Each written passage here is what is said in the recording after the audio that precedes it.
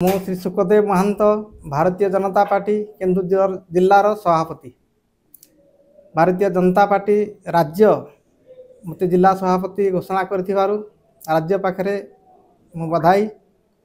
आज मु आह्वान करुच्ची आम केन्दुझर जिलार समस्त कार्यकर्ता भाई और भौणी मानक जे कार्यक्रम ये संगठन कार्य, तेणु आपण मैंने समस्त सहयोग को भरसा करने सहयोग रे ही ये कार्यक्रम चलिबो।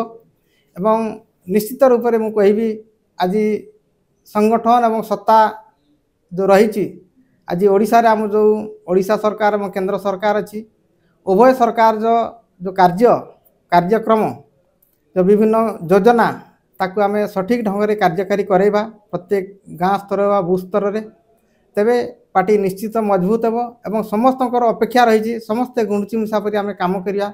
निश्चित ये भारत विकसित भारत देखिबो, तेणु केन्दुझर एथिरे तार मुख्य भूमिका नेब आगे रहिबो ये मोर आशा।